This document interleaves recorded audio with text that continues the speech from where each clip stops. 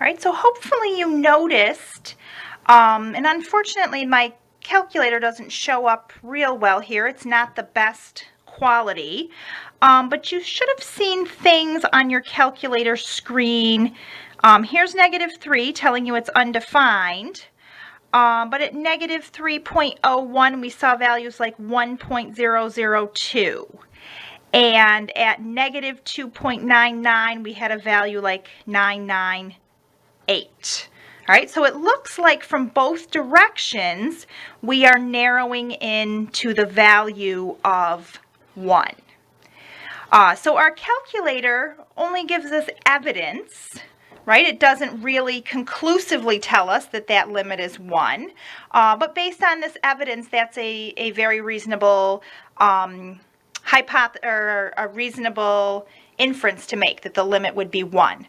But let's take a look at what we can do algebraically to our function f of x. All right, so if we look back at f of x where we factored it, notice that I could cancel the x plus 3 factor.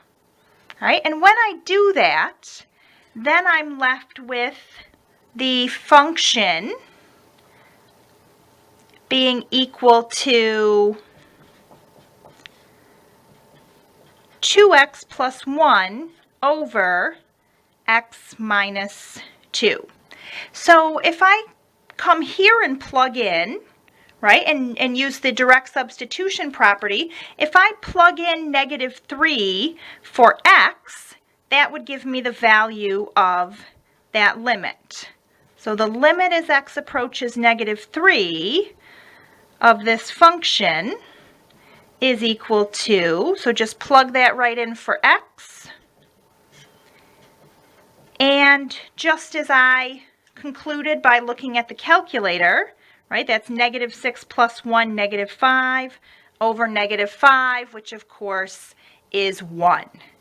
So one of the techniques that I can use to find limits when they exist, if I have a rational expression like I did in this case, is I can factor that rational expression, and notice what canceled out here was the 0 over 0 factor, right? That problematic 0 over 0 factor. And if we see 0 over 0 in any of our examples, we plug in and we get 0 over 0, that actually tells us to do more work. All right, so some people say, oh, 0 over 0, it's undefined, right? But 0 over 0 is actually indeterminate value, and we should always think when we see that case, that should always tell us to simply do more work. Now, let's look at another example, a piecewise function. And when it comes to graphing a piecewise function, the suggestion that I make for students, so here's the example we're going to look at. F of x equals 2x plus 3.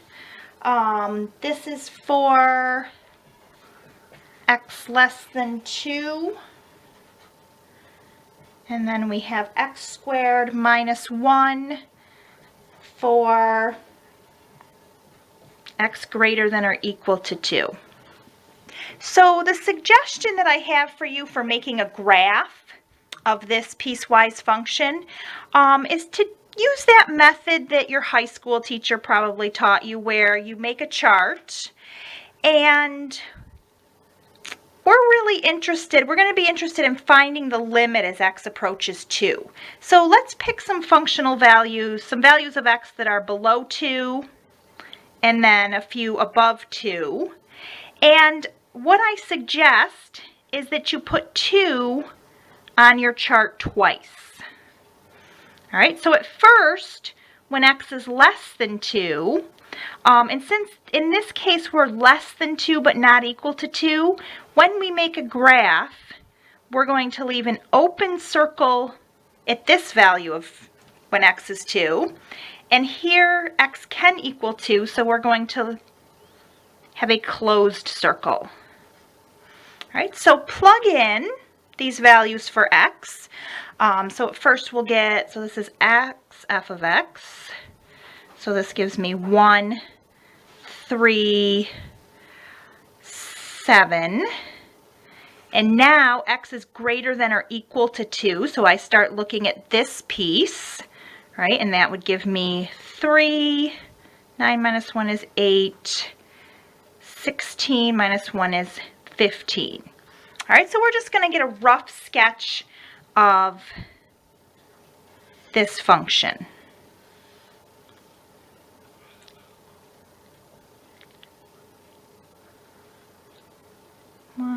Over 0 up 3.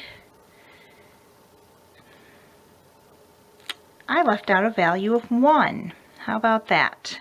So at 1 we get 5. I'll sneak that in. All right, but this is a linear function, so really as long as I have 2 points plotted, right, 2 points determine a line, so I can just connect that line. But again, I have an open circle here at the point 2, 7. So my function looks like this.